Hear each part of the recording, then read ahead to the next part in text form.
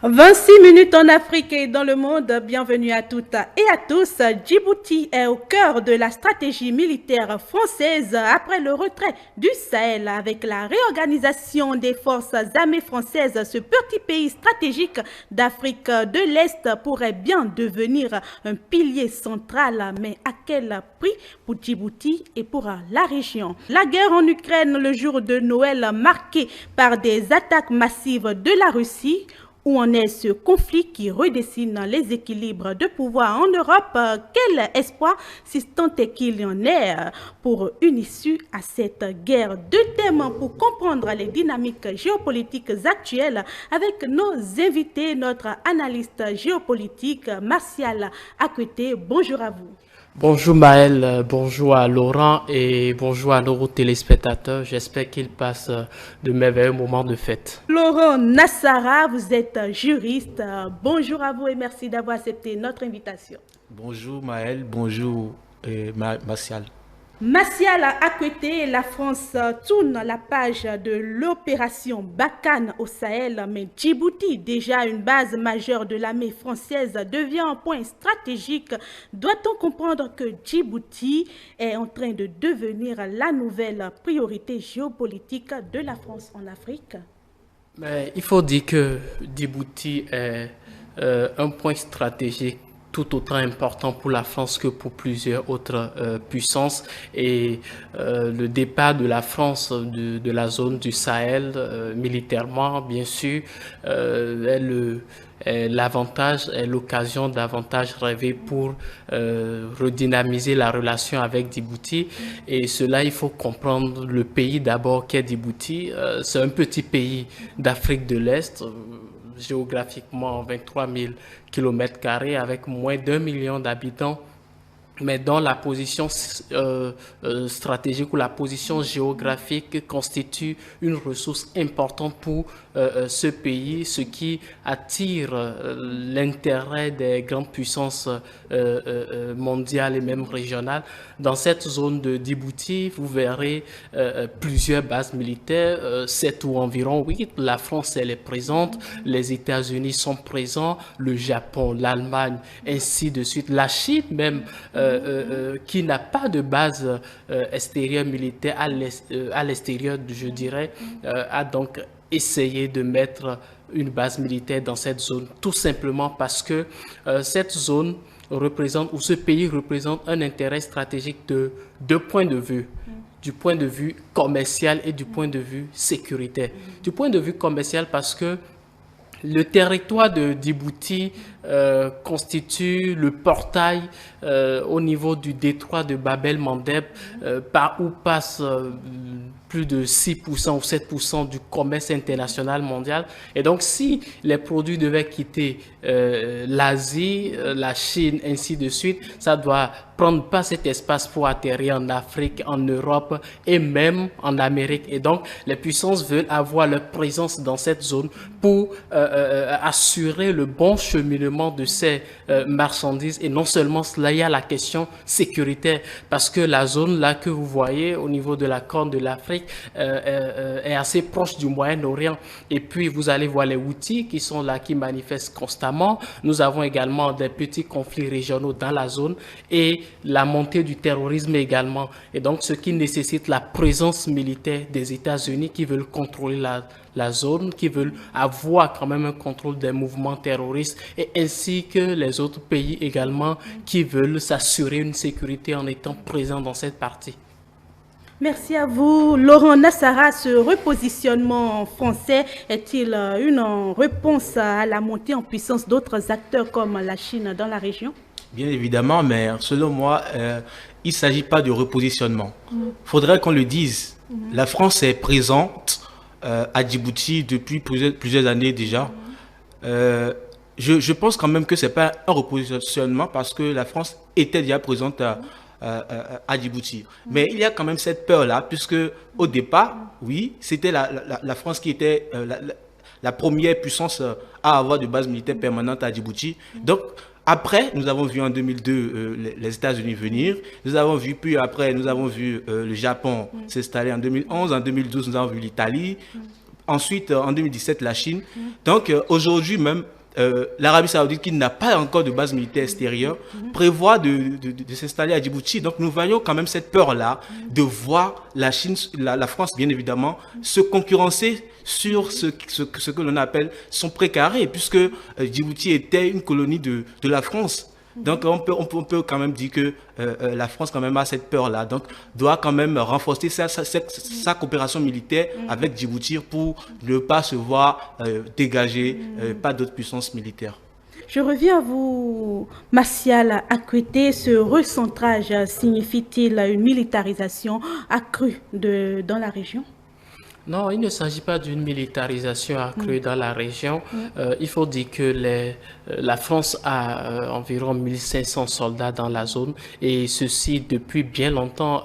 Laurent le disait tout à l'heure, la France est présente à Djibouti, c'est déjà plus d'un siècle. Et donc, il ne s'agit pas d'augmenter les effectifs militaire de la France dans cette zone, mais la redynamisation dont nous parlons ici, où ce que nous pouvons appeler une certaine forme de renforcement de la coopération avec Djibouti se manifeste par la signature des accords militaires, parce que évidemment la France est rivalisée, a des rivaux dans ce pays-là, et puis Djibouti se rend compte davantage que, étant donné que plusieurs partenaires internationaux s'intéressent à eux, pourquoi forcément rester toujours avec la France ou entretenir les mêmes relations? Est-ce qu'il ne faut pas renégocier certains contrats? Est-ce qu'il ne peut pas voir les contrats davantage beaucoup plus bénéfiques pour Djibouti? Et donc, tout cela attise la crainte de la France de voir les autres puissances lui arracher ce qu'on appelle son précaré, parce qu'évidemment la France paie énormément de disciples, si je peux le dire ainsi, en Afrique. Et donc, la signature d'accords, la renégociation de certains accords, parce qu'il ne faut pas oublier cette visite d'Emmanuel Macron dans cette partie du monde a un intérêt très précis. C'est celui de montrer à Djibouti que nous ne vous avons pas oublié, nous sommes toujours avec vous, parce que la dernière visite dans ce pays remonte, la véritable visite sérieuse, officielle, remonte à Mitterrand. Et donc, de Mitterrand jusqu'à Macron, vous voyez le temps qu'il fait. Et donc, il est important donc, de venir rassurer Djibouti, de dire, nous sommes là, nous allons continuer à être présents, nous allons négocier des accords. Et non seulement cela, il y a également l'intérêt de l'Éthiopie, parce que vous savez, l'Éthiopie, c'est un grand pays, un vaste marché économique qui n'a pas de débouché, qui n'a pas de port pour exporter ses produits. Et donc, la France joue de sa diplomatie pour favoriser davantage les relations entre l'Éthiopie et Djibouti, parce que la dernière visite qui a eu lieu, il y a eu un contrat de construction d'un port, d'un nouveau port à Djibouti pour permettre à ce pays quand même d'avoir davantage accès à certaines ressources, parce que la principale ressource de ce pays, ce sont les bases militaires, ce sont les loyers de ces bases militaires, étant donné que la terre du pays est assez pauvre, et puis tout tourne autour de l'influence que viennent se jouer les grandes puissances dans cette zone. Laurent Nassara, quel serait le rôle de Djibouti dans la lutte contre le terrorisme international au vu de tout ce qu'on est en train d'observer actuellement? D'accord, déjà, je pense que Djibouti est un petit pays dont le positionnement est stratégique. Aujourd'hui, nous voyons quand même beaucoup de puissances étrangères qui aimeraient quand même avoir des bases militaires là. Comme Martial l'a dit tout à l'heure, d'une part, c'est pour sécuriser les marchandises qui sont convoyées de l'Asie, du Moyen-Orient, qui passent par le détroit de Bab el-Mandeb et qui doivent passer par comment dirais-je, qui doivent être transités vers l'Europe ou vers l'Amérique. Nous voyons quand même aujourd'hui que ces marchandises qui quand même constituent une grande part des marchandises qui transitent de par le monde, qui sont navigables quand même, nous voyons que sécuriser cette zone-là est de l'intérêt de ces pays qui aujourd'hui ont des ressources qu'ils doivent forcément vendre à d'autres États. Nous voyons quand même qu'il y a beaucoup de pétroliers quand même qui transitent par ce détroit-là. Et s'installer à Djibouti permettrait de lutter contre la piraterie maritime, permettrait quand même de sécuriser ces marchandises-là. Mais en dehors de cela, nous voyons quand même que Djibouti est en face du Yémen. Bon, ils sont séparés quand même par la mer Rouge, mais nous voyons quand même que le Yémen aujourd'hui, c'est un territoire quand même qui est en crise. Nous avons vu les Houthis de l'autre côté qui menacent quand même les intérêts des États-Unis. Nous voyons quand même en Afrique, comme le disait Martial tout à l'heure, Djibouti est encerclé par des foyers de tension. Nous avons l'Érythrée qui est la Corée du Nord de l'Afrique, puisque c'est une dictature pure. Nous voyons quand même aussi la Somalie qui a des territoires autonomes ou indépendants. Donc, ce n'est pas un État. L'organisation au fait, gouvernementale est biaisée. Donc, nous voyons également l'Éthiopie qui a récemment fait face à une guerre fratricide. Nous voyons également le Soudan même qui est de l'autre côté quand même, qui est également sujet de crise quand même interne. Donc, dans cet environnement, la Djibouti, quand même pour assurer sa propre sécurité d'ailleurs, puisque entre-temps, dans un passé récent, Djibouti a eu un conflit avec l'Érythrée, notamment à cause de sa frontière. Donc, Djibouti, pour s'assurer sa propre sécurité, surfe sur ces accords militaires qui permettent l'établissement des bases militaires et des forces étrangères sur son territoire. Nous voyons, les Français sont là, dès qu'il y aura quand même une menace extérieure, les forces qui sont présentes sur ce territoire-là pourront quand même permettre à Djibouti quand même d'y faire face. Et nous parlons du terrorisme. Déjà, la philosophie de base militaire au Sahel et à Djibouti, c'est pas la même en fait. Nous voyons quand même qu'au Sahel, les bases sont établies sur le territoire-là en fonction des affinités, des idéologies que ces pays-là ont avec les puissances avec lesquelles elles veulent peut-être, les puissances avec lesquelles ces pays-là veulent établir des accords et tout. Mais Djibouti est plutôt dans une idéologie de commerce. Comme l'a dit Martial, les loyers que rapportent ces bases militaires-là, puisque ces terres-là sont louées à ces puissances-là qui s'y établissent leurs bases. Donc nous voyons quand même que ça rapporte une manne financière à Djibouti, qui n'a pratiquement pas de ressources naturelles. Donc Djibouti s'assure non seulement sa propre sécurité, assure peut-être des revenus économiques, mais en dehors de cela, permet à ces États-là de lutter contre le terrorisme au Sahel, puisque nous avons vu quand même que le Sahel est menacé par beaucoup de groupes terroristes qui déstabilisent ces États-là. Donc, par exemple, pour les États-Unis, pour mener peut-être une opération dans le Sahel, bon, il y avait la base militaire d'Agadez au Niger. Donc, pour mener des actions au Niger, mais je dirais que leur logistique réelle, même c'est à Djibouti. Tout est convoyé de Djibouti vers là-bas. Et c'est pareil pour la France qui mène aussi des opérations quand même avec ses bases qui sont maintenant fermées au Mali, au Burkina et autres, qui quand même ont des appuis logistiques de cette base-là, de leur base militaire à Djibouti. Donc nous pourrons dire quand même que Djibouti contribue énormément pour la lutte contre le terrorisme en Afrique, puisque tous ces pays-là qui sont présents sont dans une philosophie de maintenir la paix mondiale, de quand même lutter contre la piraterie, les troubles dans les États voisins.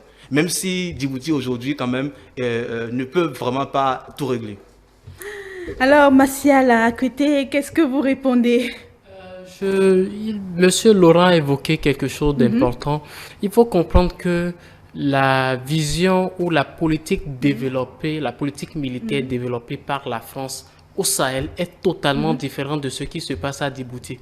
Au Sahel, la question du terrorisme a émergé et ce sont les États-là, à l'époque même, qui ont demandé la présence française et ont demandé à ce que la France vienne à travers les forces, la force Barkhane, Takuba et ainsi de suite, pour venir aider ces pays à lutter contre le terrorisme, à empêcher l'évolution fulgurante du terrorisme à cette époque. Et en dehors de cela, ce qu'il faut voir dans la région ouest africaine, c'est que la philosophie développée par la République française dans cette zone consiste à avoir un nid, avoir des États sur qui compter à tout moment. Autrement dit, ces États représenteraient un vassal pour la France simplement.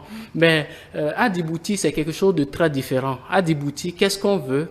On veut d'abord assurer la sécurité de la France même, elle-même, parce que vous savez, à partir de la zone du Moyen-Orient, du Yémen, les puissances, les forces du terrorisme ont aujourd'hui acquis des capacités assez importantes, et à partir du Yémen, des zones, des environs de l'Arabie Saoudite peuvent atteindre la France aussi facilement que possible.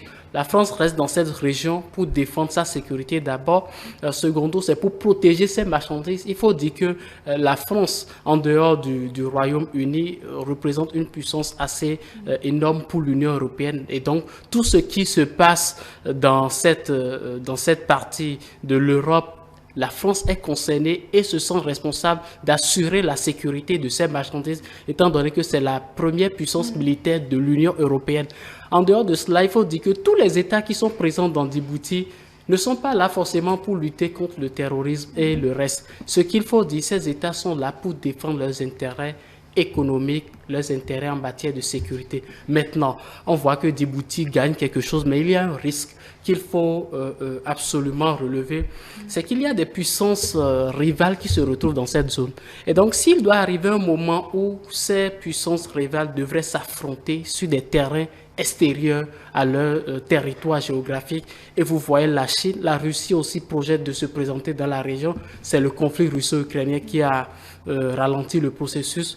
La Chine dans Djibouti, la France, les États-Unis, imaginez qu'un conflit éclate et que ce petit pays de 23 000 km² doit voir ces États, ces puissances-là s'affronter. Et c'est quelque chose d'assez dangereux qu'il faut déjà commencer à envisager. Et la conséquence que l'on constate également, c'est que il n'y a pas de forces armées de Djibouti réellement qui puissent assurer sa sécurité. Il n'est pas bien qu'un État puisse compter sur des puissances extérieures pour assurer véritablement sa sécurité. Alors, question thématique, quel serait alors l'avenir de Djibouti? L'avenir de Djibouti, il faut dire que Djibouti est resté très stable depuis très longtemps, avec stable géographiquement et stable politiquement également, parce que le président qui est là, réélu 5 fois quand même. Et donc, dans les jours à venir, dans les années à venir, une fois que les intérêts de différentes puissances se retrouvant dans les zones ne sont pas gravement menacés, les amenant à s'affronter mutuellement, je pense que Djibouti va continuer à maintenir cet allure, et il n'y aura pas forcément de grands changements. Le changement interviendra au moment peut-être du changement politique qui va avoir, qui va connaître peut-être le départ de Ismaël Omar Guelleh, et s'il y a des revendications politiques qui peuvent entraîner des difficultés dans la région, alors à ce moment on peut déjà constater qu'il y aura une situation assez critique. Mais jusque-là, je préfère plutôt dire que Djibouti va rester stable, parce que tous les autres États vont s'assurer de la stabilité de ce pays. Laurent Nassara, qu'est-ce que vous avez ajouté? Déjà, je pense quand même que c'est pas comme que je disais que tous les États qui y sont présents ont pour objectif quand même de lutter contre le terrorisme. Mais majoritairement, nous avons vu les États-Unis qui sont là quand même, qui ont d'importants contingents militaires sur place quand même, les États-Unis qui quand même sont présents sur les théâtres de lutte contre le terrorisme en Afrique. Nous avons également la France également qui, lorsque ces bases militaires étaient ouvertes au Burkina, au Mali également, qui déployaient au moins la logistique de Djibouti quand même, et qui sont convoyés vers les autres bases là. Mais nous avons également une force de l'Union européenne qui est là exclusivement pour lutter contre la piraterie. Et également la Chine qui vient de s'installer là. Et pour dire Djibouti, quel avenir pour Djibouti? J'aimerais juste dire que, au fait, la présence des différentes sensibilités de puissance qui ont leur force militaire à Djibouti n'a vraiment pas d'effet négatif. Puisque, pourquoi je le dis? Ces forces militaires arrivent à s'entendre. Alors qu'au Sahel, si la France est présente, on refuse à la Russie de s'y installer. Alors, donc, déjà, même la philosophie africaine, laissons la France. Oui, la France n'a pas une philosophie au fait qui nous convienne, mais notre philosophie également de coopération est totalement différente de ce que Djibouti est en train de mettre en œuvre. Nous voyons Djibouti qui se dit petit pays, oui, mais qui se dit en partenariat avec tout le monde, puisque Djibouti a son compte à y gagner.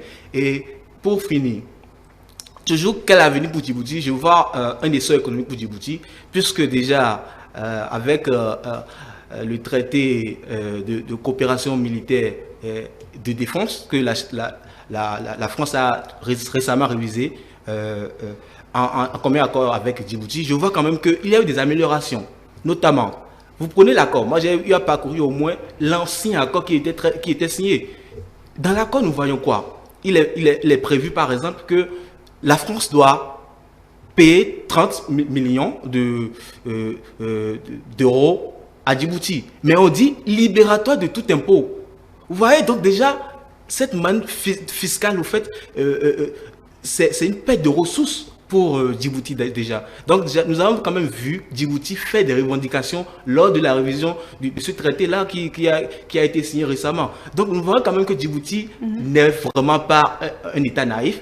Djibouti sait vraiment défendre ses intérêts et Djibouti sait qu'il est un point tellement stratégique pour ces États-là qui s'y trouvent pas pour se lutter entre eux, pas pour faire des combats. Ils sont là quand même puisque chacun a son objectif, défendre ses intérêts économiques et assurer quand même une certaine stabilité dans cette zone mondiale.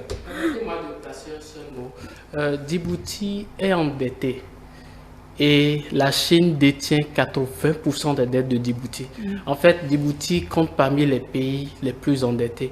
Et donc, je ne vois pas comment est-ce que dans un avenir assez proche, Djibouti puisse se développer économiquement, étant donné qu'elle ne cesse pas de contracter des dettes à l'endroit, au niveau de la Chine. Et donc, c'est quelque chose qui met la situation économique de Djibouti aussi entre parenthèses en quelque sorte. Oui. Et pour intervenir, bien sûr, pour moi, quand même, c'est pas un problème.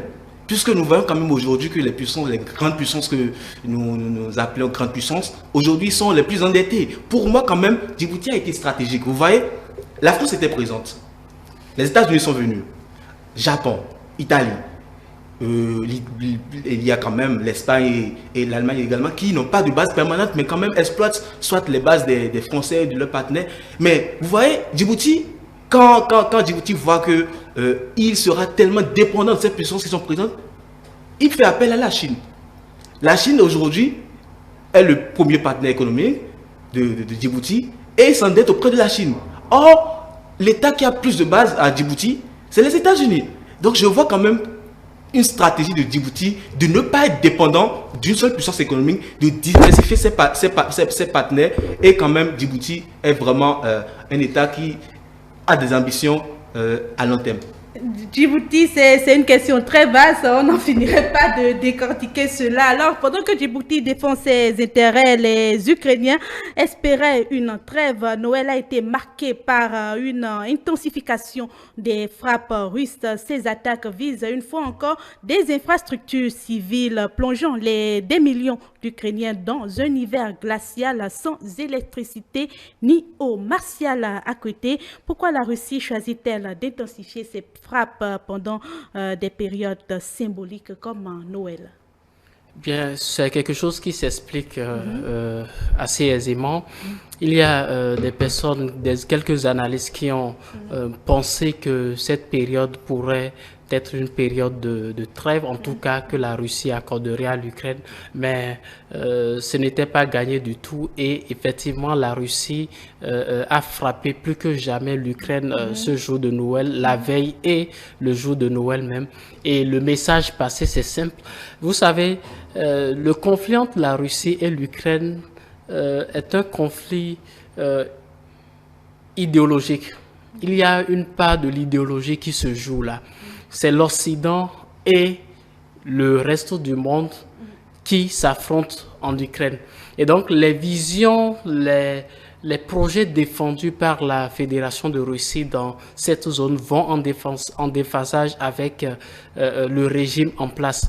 Et l'une des raisons qui ont justifié ce conflit, les attaques lancées par la Russie, c'est que l'Ukraine ou le gouvernement en place en Ukraine serait en train de bafouer les symboles russes, serait en train de maltraiter les Russes du Donbass, et donc tout un ensemble d'éléments. Alors que l'Ukraine fêtait bien avant la guerre la fête de Noël conformément au calendrier julien de l'église orthodoxe le 7 janvier.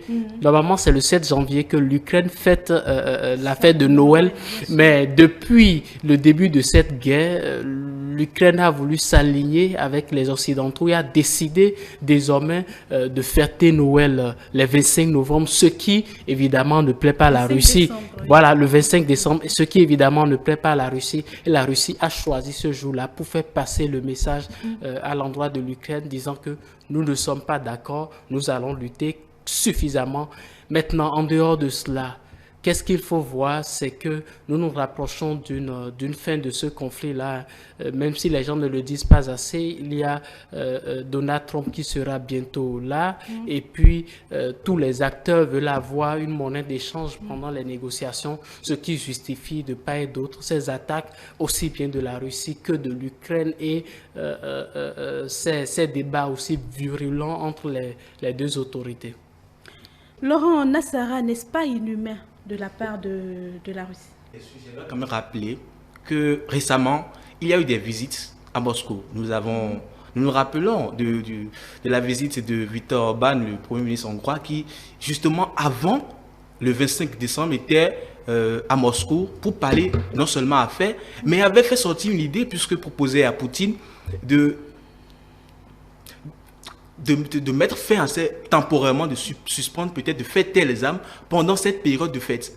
Mais nous avions quand même vu la réaction de l'Ukraine, qui même date pas d'aujourd'hui. Rappelez-vous, en 2023, moi je me rappelle bien, quand on devrait fêter Noël, Poutine avait proposé, bon, le patriarche Kirill, qui chapeaute l'église orthodoxe russe, avait, à la veille de Noël russe, donc le 5 janvier 2023, avait quand même proposé à l'Ukraine de faire taire les armes. Mais nous avons vu quand même que l'Ukraine était réticent, puisque pour l'Ukraine, c'est un piège cynique pour les amener à ne pas quand même gagner du terrain dans le Donbass et sur toute la ligne de front. Donc nous voyons déjà qu'il y a une volonté de la part de la Russie quand même, ou même de certains comme Viktor Orban, même le Premier ministre slovaque quand même, qui était à Moscou également. Ce sont des gens quand même qui suivent la ligne de Donald Trump, comme l'a dit Martial, et qui veulent quand même qu'il y ait une certaine paix. Mais nous voyons quand même que de l'autre côté, l'Ukraine n'est pas toujours dans cette logique, puisque rappelez-vous, il y a cette loi qui a été votée par le Parlement ukrainien et qui interdit déjà qu'il n'y ait pas de pourparlers avec Poutine, bon, avec la Russie tant que Poutine est au pouvoir. Donc nous voyons déjà une volonté manifeste de l'Ukraine de ne pas vouloir aller vers déjà une paix aujourd'hui. Mais revenons à la question que vous posez. Déjà, je dis, ce n'est pas inhumain. Parce que pour Poutine, ce jour n'est pas symbolique. Martial l'a su bien le dire. Le 25 pour Poutine, mais c'est pour les Russes, mais en fait, il n'y a rien en vrai. Puisque l'église orthodoxe russe suit le calendrier julien qui fête les 7 janvier de l'année. Donc nous voyons déjà que l'église orthodoxe ukrainienne, déjà qui a eu son indépendance de l'église orthodoxe russe, quand même a voulu généraliser ça dans l'Ukraine, mais nous ne pouvons pas quand même dire aujourd'hui que toutes les sensibilités religieuses sont pour. Puisque quand même il y a des gens, il y a une partie des Ukrainiens quand même qui restent sous la coupole de l'église orthodoxe russe et qui fêtent toujours les 7, puisqu'en vrai c'est ancré dans leur culture. Donc c'est un même peuple en vrai, ils sont des frères. Donc pour Poutine a fait passer ce message quand même pour dire, ce jour, même si ça ne représente rien, je vous propose, ou on vous propose une trêve que vous ne voulez pas. Mais également, rappelez-vous, moi j'ai suivi l'actualité quand même, avant le 25, il y avait eu des attaques ukrainiennes sur Kazan par exemple. Donc il devrait s'attendre en vrai à une réponse. Donc c'est normal. Mais l'Ukraine quand même, puisque la guerre de Gaza est venue, et quand même pensant que cette fête-là allait faire oublier ces événements, font oublier quand même qu'il y a une guerre en Ukraine quand même. Donc, on a su exploiter cette attaque-là de la Russie pour faire passer un message au monde. Oui, nous sommes toujours en guerre et la guerre continue. Martial, à côté, l'Ukraine a-t-elle les moyens militaires pour répondre à une offensive, à cette nouvelle offensive? Moi, je dirais simplement que l'Ukraine n'a jamais eu les moyens de pouvoir répondre à toutes les offensives menées par la Russie depuis le début de la guerre. Ce n'est pas moi qui le dis, il y a même ces experts occidentaux qui le disent, et ce qui a justifié donc le fait que l'Ukraine soit sous perfusion militaire venant de la part des États européens et américains. Mais depuis un moment, il y a un problème qui se pose. L'Europe se pose des questions de savoir est-ce qu'il faut continuer à soutenir l'Ukraine. Non seulement ça, il y a de l'autre côté le American First qui arrive avec énergie et qui dit que bon, il faut mettre définitivement fin à ce qui se passe en Ukraine. On ne va pas adopter la politique de Biden en livrant constamment des armes à l'Ukraine. Et il y a la menace qui plane également sur l'OTAN, la menace de Donald Trump qui dit mais voilà, vous ne payez pas désormais, nous on ne paie plus les opérations comme cela se doit. Et donc tout cela a amené l'Europe à dire mais nous sommes en difficulté, et puis on commence à réfléchir par rapport à l'aide, on commence à reconsidérer la fourniture d'armes à l'Ukraine, ce qui rend davantage l'Ukraine vulnérable. Mais ce qu'il faut dire dans ce contexte, je pense que le président ukrainien est bien conscient du fait que cette guerre est terminée. Le président russe également en est conscient.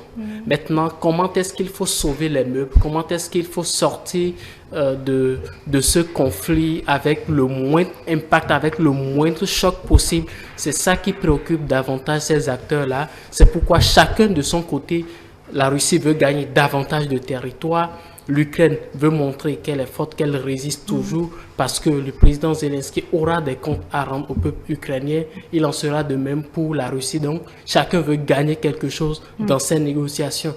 Ce conflit qui se déroule, qui s'intensifie ces temps donnés, n'est rien d'autre que la fin est proche. Alors, que répondez-vous à la question où en est la guerre entre l'Ukraine et la Russie? Comme je le disais, la guerre entre l'Ukraine et la Russie atteint déjà son apogée, et donc tend vers la fin. Maintenant, comment est-ce que ça va se terminer?